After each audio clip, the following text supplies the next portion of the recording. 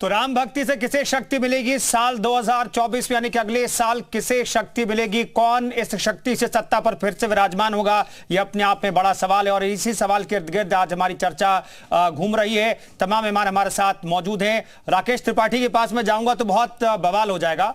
हाफिज नूर अहमद साहब, आपसे शुरुआत करता हूं। आपकी शिकायत थी, तो हाफिज नूर साहब क्या कहना चाहते हैं आप बाकी मसलों पर बात करें, इस्लामिक स्कॉलर हैं आप। मैं जानना चाहता हूं किसे क्रेडिट जाता है? अगर वहां पर राम मंदिर बन रहा है तो समाजवादी पार्टी के प्रवक्ता कह रहे हैं, ऐसी प्रकोष्ठ के अध्यक्ष कह रहे हैं कि भाई क्रेडिट बीजेपी को नहीं जाता है। आप बता दीजिए क्रेडिट किसे मिलता है?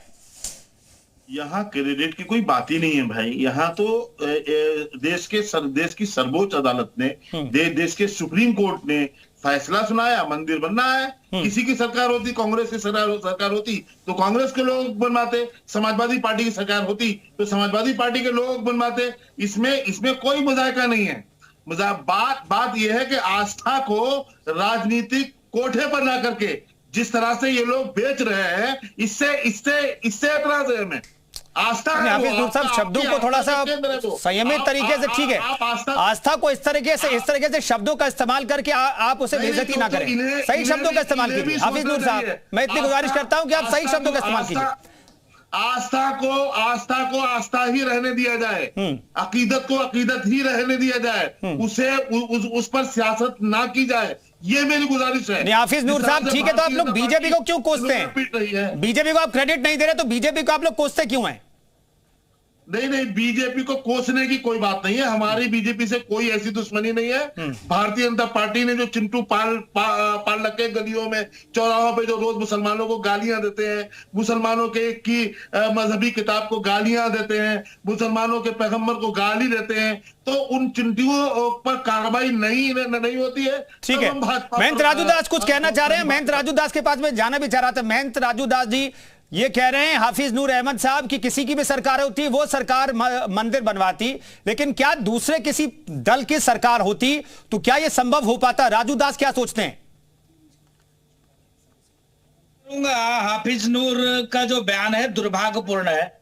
उन्होंने ऐसे अपशब्द का प्रयोग किया, मैं उस शब्द का प्रयोग कर भी नहीं सकता हूं, नंबर 1। नंबर 2, अभी इकबाल अंसारी के लिए कैसे शब्द का उन्होंने प्रयोग किया उसको भी नहीं कर सकता। अयोध्या की जब हिंदू मुसलमान की एकता देखोगे ना तो तुम हिंदुस्तान छोड़कर कहीं अलग चले जाओगे। नहीं, विषय बहुत गंभीर है, विषय गंभीर है। इन्होंने कहा कोई भी बनवा देता, चलवाया तो समाजवादी पार्टी ने गोली चलवा दिया, कांग्रेस ने तो राम को काल्पनिक कह दिया, 16 17 वकील खड़े कर दिए, कहा कोर्ट के पास चले गए, कभी फैसला मत दो, दिक्कत हो जाएगी। फैसला आने के बाद भी कह दिया अभी भूमि पूजन ना हो, राष्ट्रपति के पास चले गए, राष्ट्रपति से रोक लगाने के लिए कभी ऐसा होगा तो बीजेपी को फायदा मिल जाएगा। अरे भाई, भारतीय जनता पार्टी ने संघर्ष किया, राम भक्तों को जगाया, सनातनियों को जगाया, और इनका बाबरी प्रेम देखिए। एक तरफ तो ये कह रहा है कि कोर्ट के आदेश से हुआ है, कोर्ट के आदेश के पालन कहाँ करते हो, मानते कहा? कांग्रेसियों ने तो कहा क्या बाबरी शहीद हो गई, ये भी कह रहे बाबरी शहीद। अरे बाबर एक विदेशी आक्रांता था, आक्रमणकारी था, हमारी माता बहन बेटियों की इज्जत लूटा, लाखों करोड़ों मंदिरों को तोड़ा, और ये बता रहे हैं बाबर ने तो किया ही नहीं।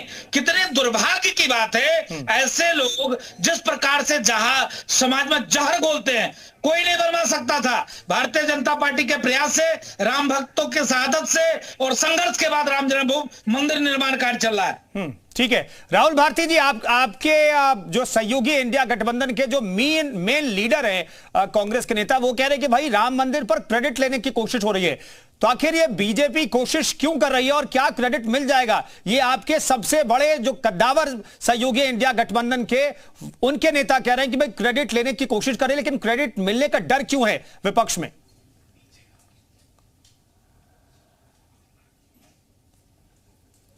राहुल भारती साहब जी बताइए। आवाज, मैं कह रहा हूं कि क्रेडिट बीजेपी को मिल जाएगा, लेने की कोशिश कर रही है बीजेपी, लेकिन विपक्ष को डर क्यों कि ये क्रेडिट बीजेपी को मिल जाएगा?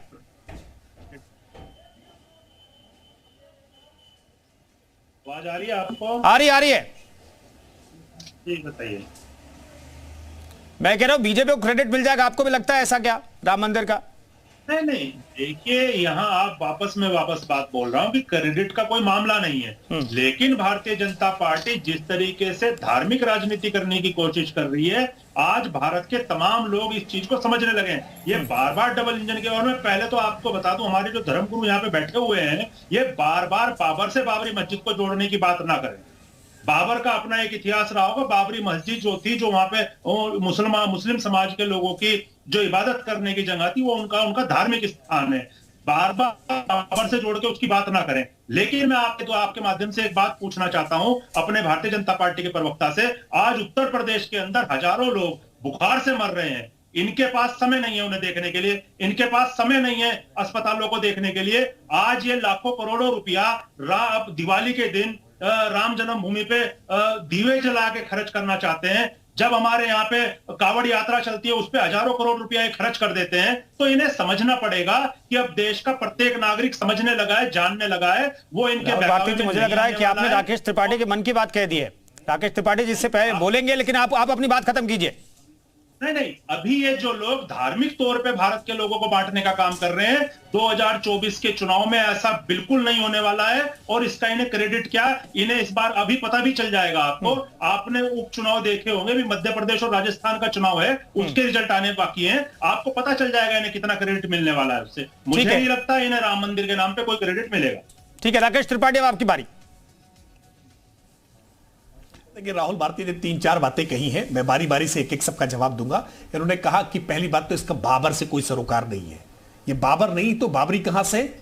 बाबर के सेनापति मीर बाकी ने इसको ध्वस्त करने का काम किया था और उसके नाम पर बाबरी गया था। ये बाबरी मानसिकता ही है जो अब भी इसको स्वीकार करने से पीछे हट रही है। और कोई मस्जिद नहीं थी, विवादित ढांचा था। मस्जिद कहीं से जमीन पर जहां पर पूजा की जाती हो वहां पर मस्जिद तामीर नहीं की जा सकती है। किसी धर्मस्थल को गिराकर नहीं बनाई जा सकती है। ये बात जान लीजिए, इस्लामिक कानूनों को समझ लीजिए। वो विवादित ढांचा था।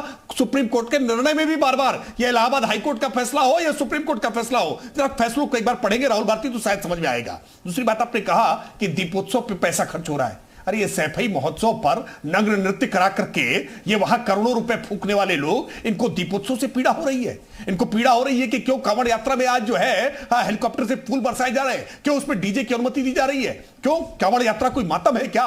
मातम पुरुषी की जाएगी? बिल्कुल डीजे बजेगा, डंके की चोट पर बजेगा। और भारत में नहीं बजेगा तो कहां बजेगा? भारत में अगर अपने धर्म की मान्यता को मानने के लिए छूट नहीं मिलेगी तो कहां मिलेगी? बांग्लादेश में मिलेगी, पाकिस्तान में मिलेगी, अफगानिस्तान में मिलेगी। अरे इसी भारत की धरती पर मिलेगी। और आपको शायद जानकारी नहीं राहुल भारती, आप विकास के साथ इसको जोड़कर देखिए तो समझ में आएगा। गोवा के पर्यटकों से 10 गुना ज्यादा पर्यटक, धार्मिक पर्यटक आज बनारस आए हैं काशी विश्वनाथ कॉरिडोर बनने के बाद। बिल्कुल, अयोध्या में केवल मंदिर नहीं बन रहा है, पूरे उत्तर प्रदेश की तस्वीर बदलेगी। पूरे अयोध्या की कारण उत्तर प्रदेश पर्यटन के मानचित्र पर, वैश्विक मानचित्र पर जिस तरह से बढ़ेगा, आपको अंदाजा नहीं है, कल्पना नहीं है। इस छोटी मानसिकता से बाहर निकल करके आइए। और आप कह रहे हैं धार्मिक राजनीति नहीं करिए। अरे मजहबी कट्टरपन किस प्रकार से आपने दिखाया है। कट्टरपन के लिए रोजा नहीं रखेंगे लेकिन इफ्तारी करेंगे, जालीदार टोपी लगा करके पहुंच जाएंगे इफ्तारी करने के लिए, रोजा नहीं रखेंगे। ऐसे लोग आज हमें समझा रहे हैं कि आप धार्मिक राजनीति कर रहे हैं। हम धार्मिक राजनीति नहीं, सबका साथ सबका विकास केवल कह नहीं रहे, करके दिखा रहे हैं। और इसीलिए मैंने कहा कि मोहम्मद बिलाल अंसारी जाकर के पता करिए, दर्शन नगर के 2 लाख दिए इस दीपोत्सव में, उनके भी लग रहे हैं। आपको जानकारी नहीं है राहुल भारती, इसलिए आकर के इस प्रकार का व्यर्थ प्रलाप करते हैं। लेकिन बिल्कुल परेशान न होइए, उत्तर प्रदेश की जनता ने 37 साल के बाद रिकॉर्ड तोड़कर की योगी आदित्यनाथ सरकार को पुनः स्थापित इसी बात के लिए किया कि हमने आज सबका साथ सबका विकास केवल कहा नहीं, करके दिखाया है। लेकिन आपको पीड़ा होगी क्योंकि आपको फैजाबाद पसंद था, हमने अयोध्या किया है। आपको इलाहाबाद पसंद था, हमने प्रयागराज किया है। हमने केवल नाम नहीं बदले, आज उत्तर प्रदेश की सूरत बदल दी है। ये उत्तर प्रदेश जहां इन्वेस्टर समिट हो रहा है, ये उत्तर प्रदेश जहां आज कानून का राज त्रिपाठी जी, मैं आपको रोक रहा हूं, नहीं तो बाकी लोग आरोप लगाएंगे मैंने आपको ज्यादा मौका नहीं दिया। राकेश त्रिपाठी साहब, मैं आपको रोक रहा हूं। इकबाल अंसारी जी हमारे साथ मौजूद। इकबाल अंसारी साहब, इस पूरे विवाद को हिंदू मुस्लिम सियासतदानों ने कर दिया था क्या? क्योंकि हमने देखा, आप तस्वीरें मैंने देखी, मैं बहुत छोटा रहा था जब ये विवाद चल रहा था, तस्वीरें आती थी, तब की तस्वीरें मैं देखता हूं कि सुनवाई के बाद आपके वालिद, आपके पिता और बाकी जो पक्षकार है साथ बैठ करके बातचीत करते थे। लेकिन सियासत ने इसे हिंदू मुस्लिम बना दिया था क्या इस पूरे विवाद को? देखिए, अब सुप्रीम कोर्ट ने फैसला कर दिया है। अब हम जो है, हम ये चाहते हैं कि इस बात को जो है, जो सुप्रीम कोर्ट ने फैसला कर दिया, हिंदू मुसलमानों ने उसका सम्मान कर लिया। अब इसके लिए राजनीति वाली बात हम बिल्कुल नहीं करते। हमें चाहते हैं कि देश का विकास हो, हमारे अयोध्या का विकास हो, लोगों को रोजगार मिले और हिंदू और मुसलमानों की नफरत जो थी वो खत्म हो गई है और खत्म होना चाहिए और दोबारा उसको दोहराई नहीं जाना चाहिए। हमारा यही एक मकसद है। हमें चाहते हैं कि जब हमारे देश का हिंदू मुसलमान एक साथ चलेगा तो ये देश बहुत तरक्की करेगा।